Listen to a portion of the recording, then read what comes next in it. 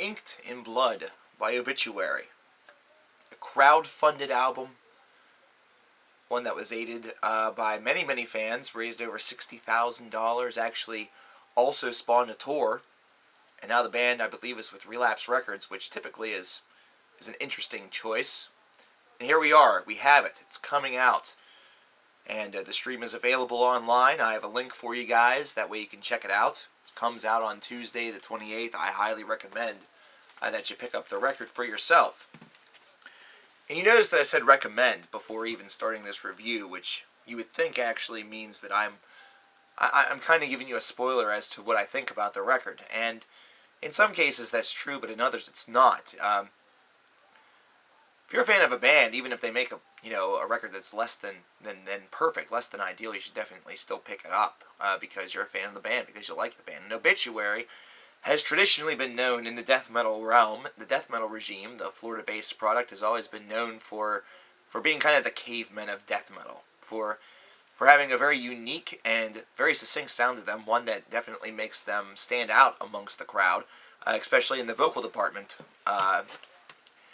And also in the fact that they really tend to keep things relatively simple. This is not an overly complex style of death metal that Obituary performs.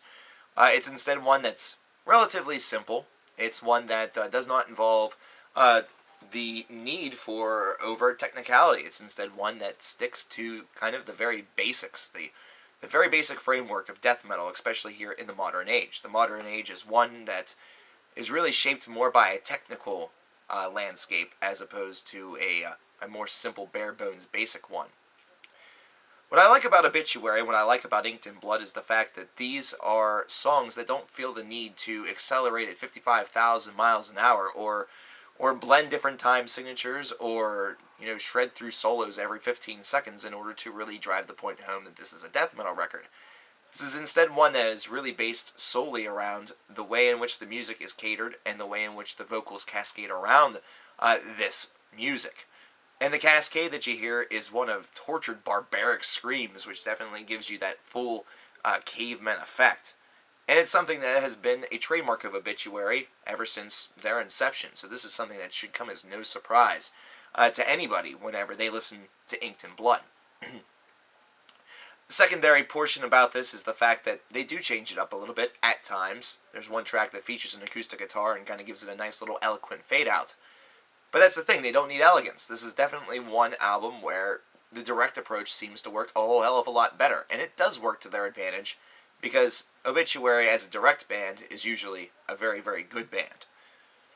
The riffs on this album are definitely top-notch, for Obituary at least. Again, considering they don't necessarily need to go outside of the realm of the basic in order to really construct, very, competent death metal, this is something that's going to feel right at home and par for the course for everything that you hear. The flow on this record is actually relatively exquisite. It doesn't exactly take the pulse off of the accelerator at any time, but it's one that definitely can feel a little bit, repetitive as you get near the end. This is an album that feels like it impresses you a lot whenever you first get started, but once you make it to the end, it kind of loses a little bit of steam, a little bit of momentum, and it really could use maybe, a friendly punch or a jab here and there in order to really give it that over-the-top feeling, that over-the-top edge, that idea that would make it a little bit higher up on an album of the year list.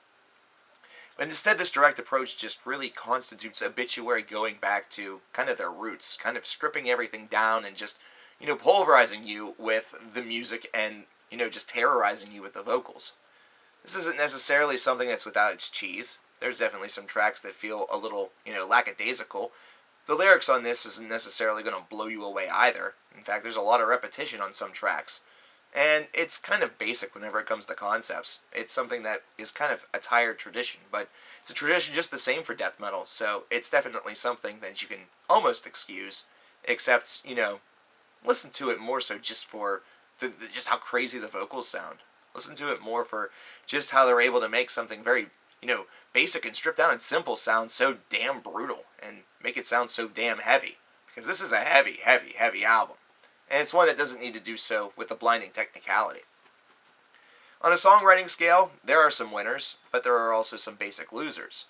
I really felt that this was an album that was was a little bit between a thrashy slash punk side of Obituary, as exhibited with tracks such as the very first one, and then a death metal style that almost at times you could almost see a stoner bopping his head to. So I don't want to necessarily throw it into that stoner death metal, category if such a thing even exists, which I think it does, or they just call it stoner metal.